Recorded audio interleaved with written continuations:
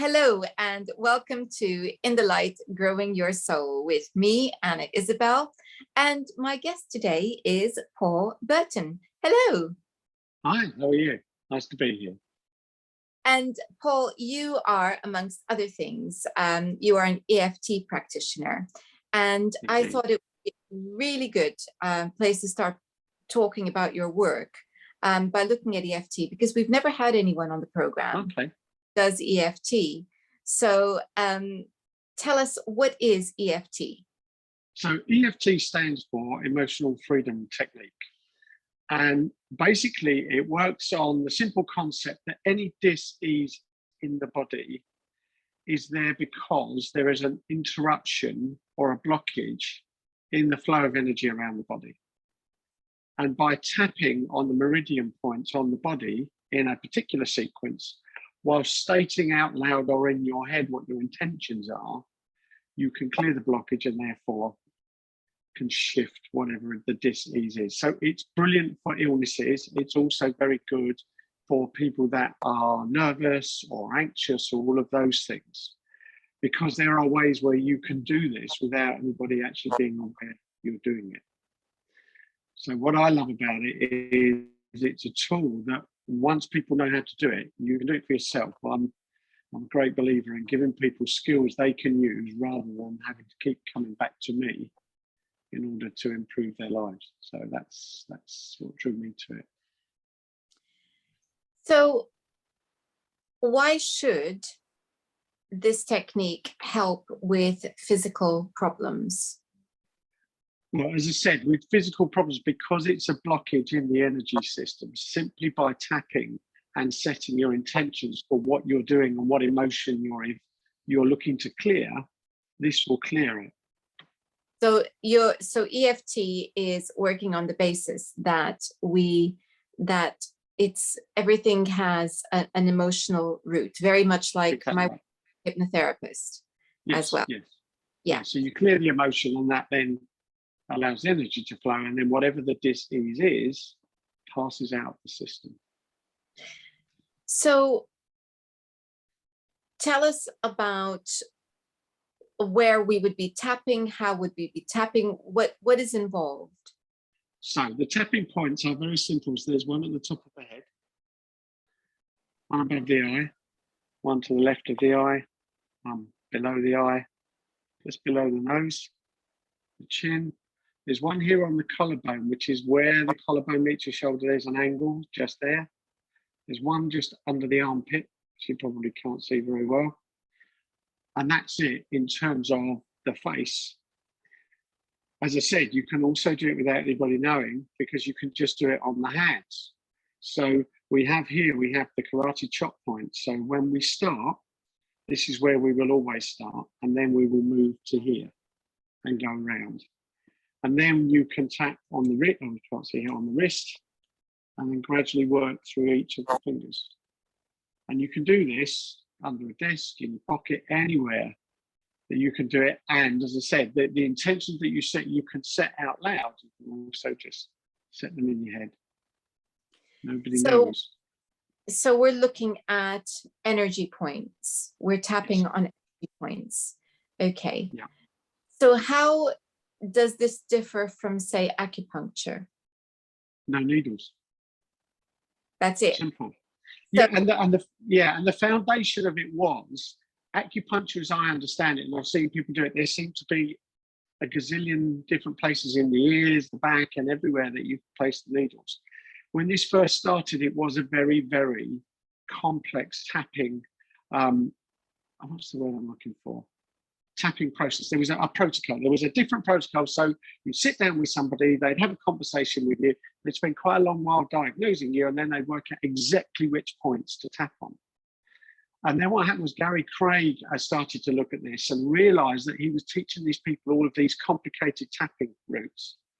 And when he started reviewing his students' work, he identified that they were misdiagnosing the ailments that the people were coming to them with, and yet they were still getting the outcomes they were looking for. So he recognized that actually there's one very simple process, and if you follow that process, regardless of what you're trying to clear, you'll get the same result. So it's become much more accessible to everyone. And there are lots and lots of videos on YouTube, for example, where people will actually talk you through it as well, so that you get used to the protocol and you know, the setup phrases and what you're looking for in terms of the emotions. And actually, it's very simple. Any children can do it. I taught my daughter, she taught all her friends at school to deal with exam nerves and all kinds of stuff. It's just brilliant because it's so simple. So you were talking about the hand. Are we saying that there are energy points in the hand that mirror those in other parts of the body? They appear to, yes. They appear Okay. to. So this is akin to the idea of reflexology, where the foot is a little microcosm of the body. Yeah. And also the ears are the same, the ears apparently. So yeah, because I believe in your foot, you have the same number of bones in the instep of your foot as you have in your spine. So yes, it's all of those kinds of things. And there's another piece I do that I work now with Carl Dawson, which is about working using EFT in what he calls the Matrix. And that's healing childhood traumas. So EFT is fantastic because what it does is it deals with the here and now. I have this emotion, I don't want this emotion, or I used it for indigestion. I have indigestion, I don't want it. So even though I set it up, I tap and the indigestion goes. And actually what I've noticed is it comes back much less, and it's a completely different feeling now. It's not a burning, it's just a pressure. So that's what's great about it. And when you work in Matrix, which is where I would work with somebody that's a closed eye process, what's really important with that is they don't want you tapping all over them. So you can just tap on the hands whilst they're working in the Matrix, and it still works. And you appear to have frozen. Yes, I think it's okay now. Yes, and I don't know if you missed all of that. No, I didn't. No, it was good. So if we're talking then about this matrix, and I think you call it matrix reprinting. Reimprinting, yeah. Reprinting, okay. So what does that actually mean? Okay, so picture the scene, you know, I'm a little boy, I've done something and somebody shouted at me. And they may have been perfectly correct in shouting at me. It could have been to keep me safe. I make a decision at that point that means I'm bad, for example, or I can't be trusted, or the world's a dangerous place. I make that decision as a 6-year-old. That may never have been the intention of the person that shouted at me. That was what I chose to make it mean. And that creates what Carl calls a trauma capsule. And we have lots of them, and there are different types of trauma. So there are little t trauma, which is the what I shouted at, and there's big T trauma, which are, you know, the abuses and the things that we see that we shouldn't see as children and all of that. And obviously you deal with little t traumas and big T traumas in a similar way, but clearly the big T traumas, you have to be a lot more careful to spend time to make sure that people have safe spaces to go, etc. Ultimately, though, the concept is that we all have these trauma capsules, and as an adult, when somebody shouts at me, I go straight back to that memory, and I'm that 6-year-old again thinking, oh, and therefore that's how I react. So in and of itself, that's not a problem if it's keeping me safe. If in my life that is beginning to stop me from achieving my potential, or stopping me trying new things, or stopping me going out and learning something new, for example, because I'm going to get it wrong because I'm a bad boy, then I can choose to go work in that memory, tap on the little boy in that memory to resolve his trauma in that memory as a 6-year-old. So that's how you dial the trauma down in the matrix. And then the re-imprinting piece is you talk to, in my case, it was a little boy, in your case, it would be a little girl. I talk to the little me and say, actually, what would have made this a great day? Well, if I'd have had an ice cream, or if I'd have had a ride on a donkey, or if I'd have gone to the park with my dad, and whatever it is, because it's in your imagination, you can just go off and do it. And when you've built that experience up to a 9 or a 10, then you re-imprint by drawing that in through your heart and re-imprint that back out to change that memory. So then the next time somebody shouts at me, it just goes, yeah, it happens sometimes. And I don't get the reaction, particularly if it's a negative emotional reaction. That's gone. It's taken the trigger away. So really what we're talking about here is, obviously, as a clinical hypnotherapist, I'm very familiar with this concept, and it's about going back to what I would call a sensitizing event, which sets up a series of beliefs which subsequently are reinforced and reinforced, and therefore the sensitivity increases as we go along, to the point where, you know, we could end up with a phobia. We could end up really managing our lives to avoid that type of feeling again. And so what we're saying is, rather than continue to be trapped in that moment, and many times it has to be said, people don't even remember what the sensitizing event was, that initial one. So this is about going back to that, opening it up. And what you're saying is that the tapping protocols that you use help, along with the imagination, to create a new perspective, a new way of dealing with the situation, which of course is then very helpful in the present. So that's very interesting. And I'm just wondering, listening to you, how that relates to EMDR, because with EMDR, of course, we're also looking at building new neural connections. Is that the same kind of idea with you? Yes, and I'm sure with many of these things, with hypnosis, if you're working shamanically, where you're working with any kind of, you know, early life traumas, they're different routes in to the same place. And I spent a lot of my life, what drew me to EFT is I work in a corporate life, I work with CEOs and leaders, and it's all about, you know, personal development. And I also have a deeply spiritual side where I enjoy working shamanically and meditation and all those other things. And yet I couldn't see how the two would ever collide. So I've always been looking for this middle ground between the two, where if somebody is looking for a scientific explanation of it, there's science behind it.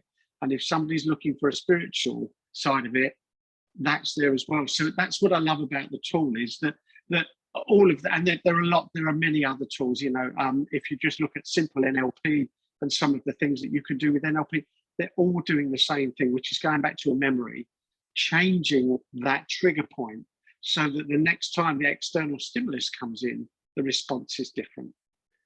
And I think about, you know, with a lot of these things, it's all of us have stuff happen to us.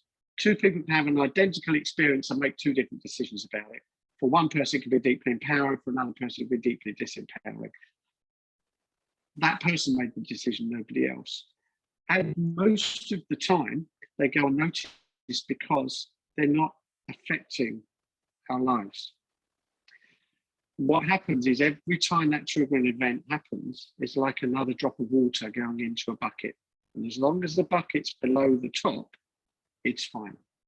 When the bucket starts to overflow, then we go into overwhelm, and that's when people come to talk to me, because they're having continuous repetitive thoughts and continuous challenges around this particular situation. And that's where going back, and you know, you may need to do, there may be several memories. So even if we can go back to, you know, what's the emotion, where are you feeling it, can you remember a time you felt that before, and they'll take you back to that memory. And then you go to that memory and you ask the baby, the younger you in that memory, if there's somewhere else they'd like you to go. And once you're in your imagination, it's endless. You know, we tend to be told to not imagine anything and not dream anything, and it's a shame, because that's where all the juice is.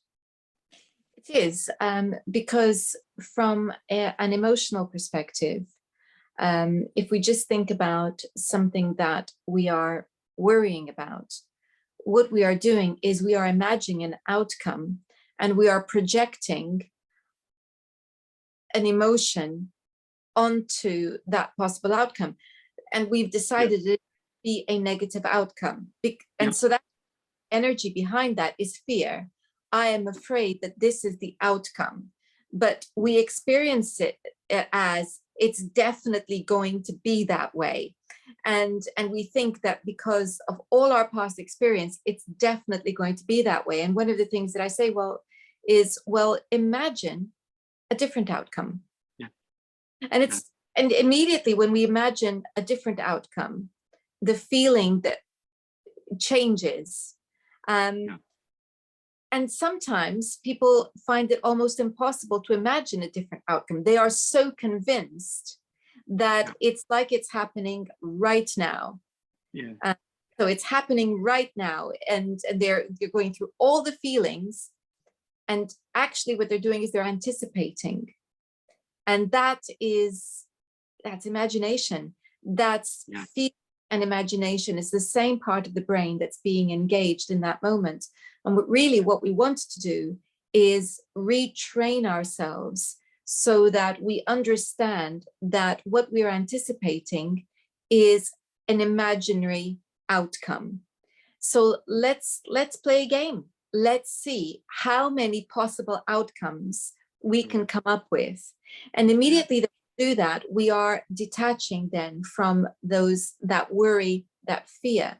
So these are very powerful and important ways that we can navigate through life perhaps more comfortably.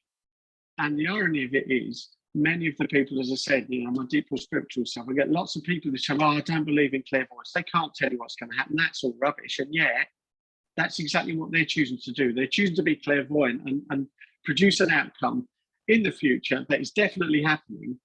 And they're doing, and yet they don't believe in them. And apparently, animals are incapable of doing that. So if a dog walks into an electric fence and electrocutes itself, it knows that fence hurts. If it sees another fence, it will still go running up to it because it doesn't have that, that fence was, so this fence will be. It doesn't do that at all. We are the only people, as far as we know at the moment, we are the only people who are capable of taking a past experience and projecting into the future and then living our life according to it. Fear is just false evidence appearing real. That's it. We have careful with that assumption where animals are concerned, actually, because they do learn, and they do learn from experience, and that means that they have the ability to project to a certain extent. Right. So if you have a bad experience, and I see this because I have dogs and he has many friends. I want a dog and he has many friends, and they do learn from experience. They have to, it's a survival mechanism. But what we do is we take it one notch up, in fact, several notches up, to the point where we become quite neurotic about it.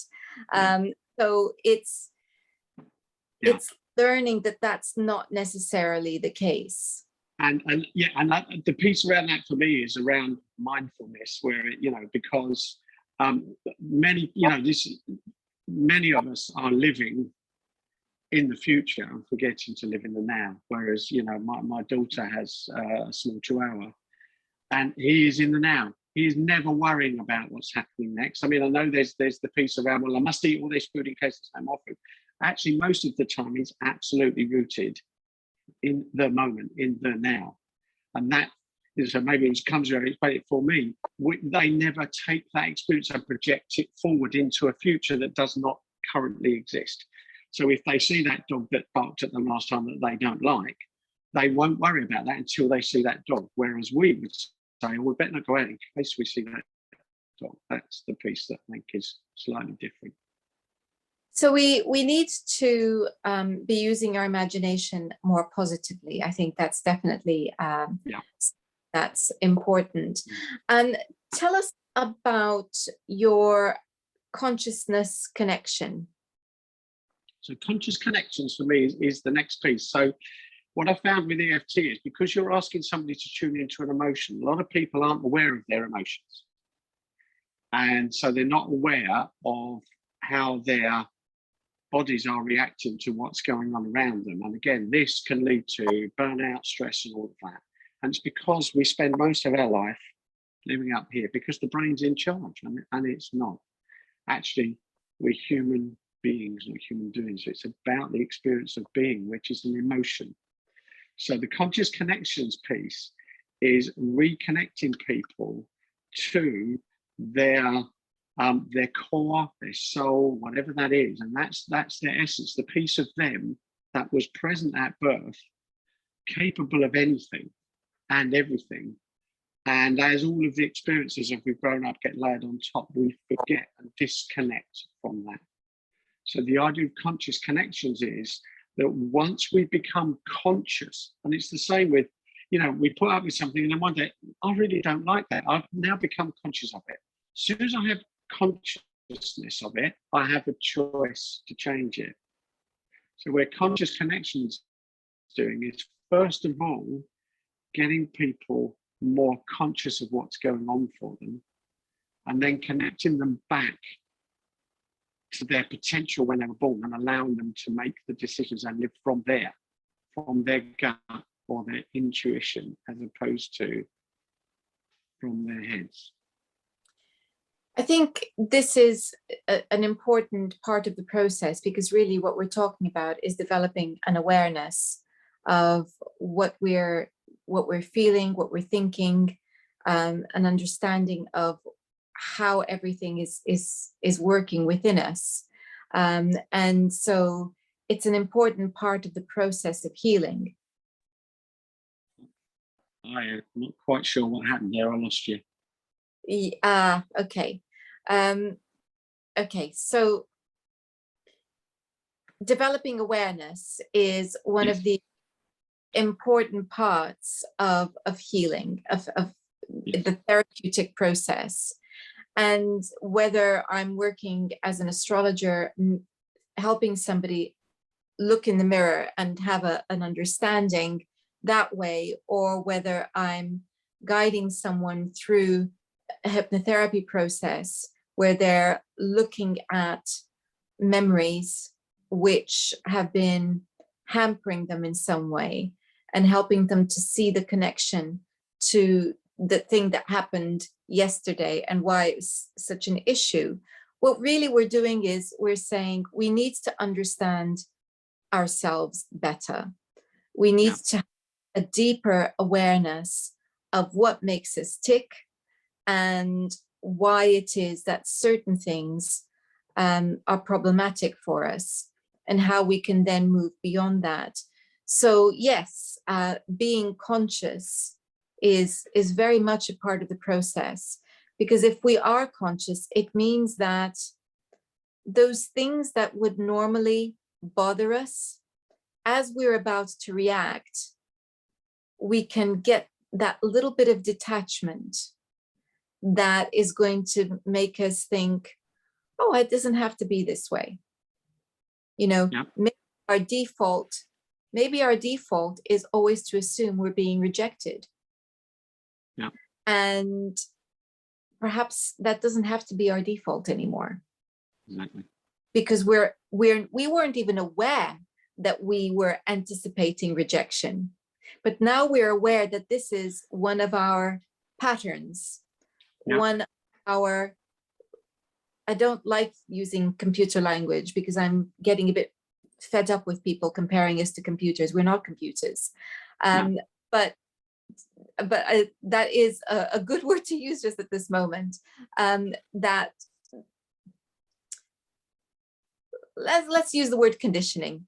The conditioning that we have got ourselves into due to of very sensitizing events early on, we are now conditioned to expect that we're going to be rejected. So it only takes somebody saying something that's questioning, not even critical necessarily, and already we're feeling criticized, we're feeling rejected. But now here's the difference. We know that that's how we normally react. And we have learned that perhaps that's an overreaction. And just before we're about to act on that feeling, we think, okay, I'm going to count to 10 and perhaps try a different response. Yeah. Or I don't have to respond in this moment right now. Maybe I can take a loo break and come back to this. Yeah. And think it through. That's freedom, isn't it? And absolutely. Yeah, absolutely. That's the freedom that's in the title. It's a promise that once you free, once you have that deeper awareness, you are free to choose how you're going to. Absolutely. And it is that choice is where our freedom lies. And it's if you look at Viktor Frankl or Man's Search for Meaning, it's what he said, between stimulus and response there is choice. And EFT is, for some people, is enough to dial down the response. With conscious connections, it's about, the connection piece then is the connection is my purpose and what I was born to do, and I've become disconnected from it. When I become more connected to it and aware of my emotions, I then get to choose how to respond. So it could be that, I have a small comfort zone because I choose not to do that because I'm not tall enough, I'm not fast enough, I'm not clever enough. That's not true. It's clearly not true for most of us, most of the time. Clearly, I'm not going to be a rocket scientist. I'm not going to work for NASA. However, that doesn't mean I'm daft. It simply means that there would be some work to do for me to get there. So once I recognize that those things are keeping me stuck, I get to choose to do something about them, exactly as you say. And the other piece, something else you said around this idea of projecting into the future, is that, first of all, the past, there's no reason for the past to equal the future. However, for many people, their experience is that because they focus so intently on that terrible future, that's the future they create for themselves. So we have the option to notice these things, to grow our comfort zones, and then shift our focus. So if I'm focusing on something and it's making me feel bad, or it's making me feel uncomfortable, I can ask myself, is it appropriate for me to feel this uncomfortable? And if it is, okay, I'll feel uncomfortable for a while. And then I can choose to feel something else. Quite often, when we actually begin to ask ourselves, is it appropriate for me to be this uncomfortable about the situation? The answer is no. And therefore, by choosing to then focus on something that we're more comfortable with, that starts to move us on as well. And then we start to step into our power. And actually, our power comes from within. It's not outside, it's not status, it's not money, it's none of those external things. Internally, if I choose to feel powerful, I am. And interestingly, when you work with people, when I work with people around this, you see a shift in their physiology when they breathe into their center. And you can see their voice drops, and you can just see the way they look. Everything shifts. It's small, it's not huge. And that's where people are beginning to claim their power. So that's the start of the process. And then it's anchoring people into, if everything that you wanted, all your hopes and dreams came true right now, and you could feel it, where would you feel? What would you feel? What would it look like? Would it have a name? Would it have a shape, a color, a weight, a temperature? Exploring all of that. And what that's really doing is just putting people back in touch with their intuition. So shamanically, I get that science says that IQ's up here, EQ's my heart, SQ, which is the next one that's coming, the spiritual quotient, is the gut. And that's, IQ says I know how to do the right thing. EQ says that I do it in a way and I'm cognizant of everybody else and the impact it has. SQ says this is why it's important for me to do this. And so once you link to that, you can make better judgments about, if that situation makes me uncomfortable and it runs counter to actually my core, I can start to take my power back and choose to focus in other places. So we can think about, you were talking about, we can consider whether a response is appropriate. And somebody might say, well, it's a feeling. Feelings are never inappropriate, which is true. But the question is it proportionate? Is it in proportion to the event?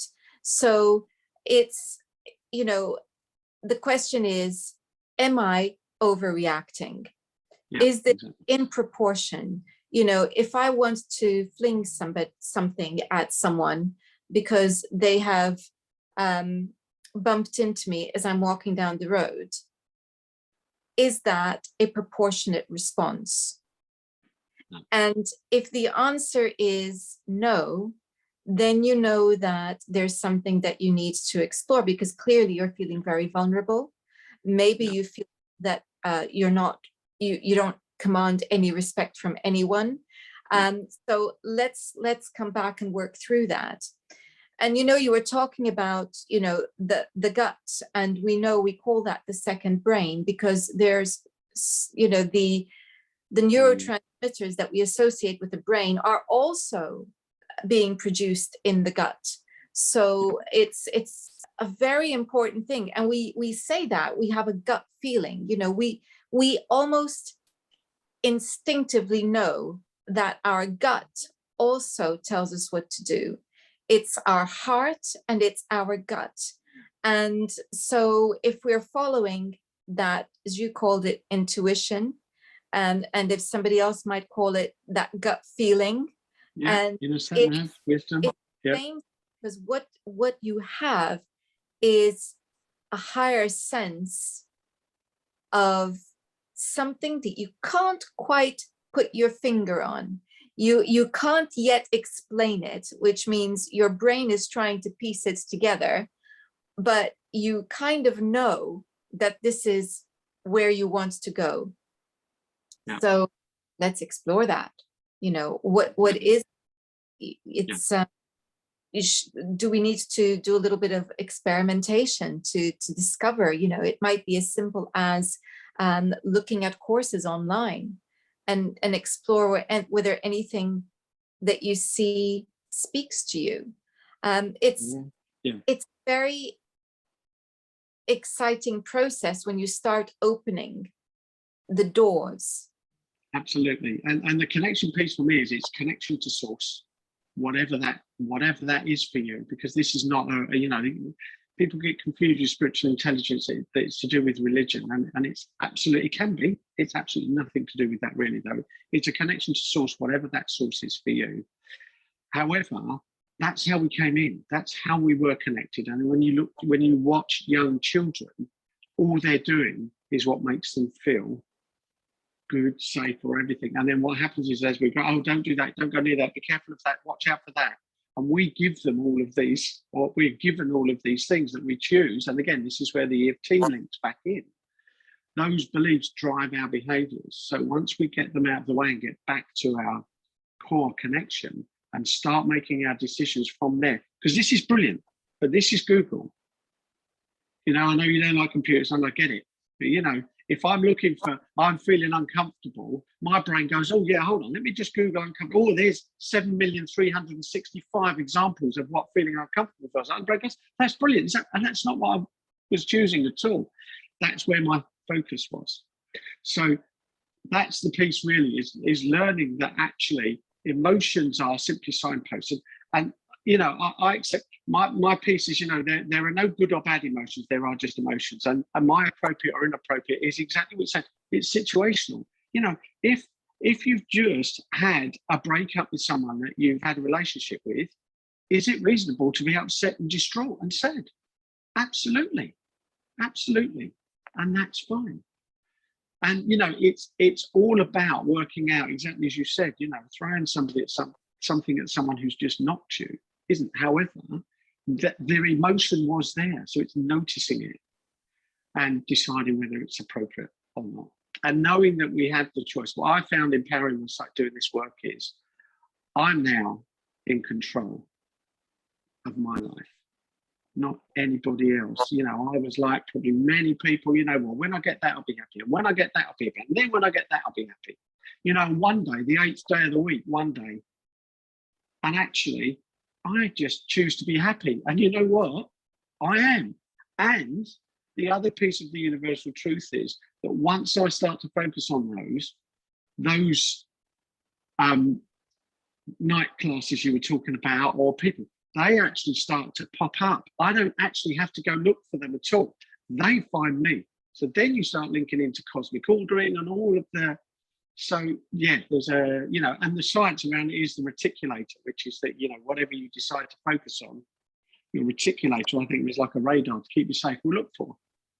So, you know, my daughter recently bought a new car. She bought a Peugeot 108. It's a fantastic car. I'd never noticed them on the road before. Now, everywhere I go, I see Peugeot 108s because that's currently where my focus is. And therefore, my brain goes, oh, there's another one, there's another. They were there all the time. It was filtering out the stuff that wasn't necessary. And we can do that with experiences as well. We can choose to pick the ones that are enriching for us. And sometimes enriching ones are uncomfortable. So this is not, just be very clear, this is not about positive mental attitude. It's not toxic positivity. It's okay to feel sad. And I feel sad sometimes as well. What's important for me is I know that I have a way of shifting that when it's appropriate. And I think, you know, what is that if once you get into a certain mind frame, it's about, we start noticing things. So like your example of the car, it's like our eyes are open to things that we did not see before. So this is a fantastic way to gain that sense of understanding and opening. And I just want to thank you, Paul, for joining us today. You're very welcome. It's been great talking to you. And if people want to find out more about your work, how do they do that? So the EFT is on tappingforsuccess.co.uk. And Conscious Connections is Conscious Connections, where the E of connections is the number 3.co.uk. And the reason for that is because of the 3s in terms of IQ, EQ, and SQ. And also it's a 3-step process with 3 1-hour sessions, followed up by 3 months of videos, of which you get 3 a month. So I like the number 3. Hence the 3 in the title. So I will be putting a link to both on the description box. Thank you so much, Paul. You're welcome. And thank you all for watching. And until next time, goodbye.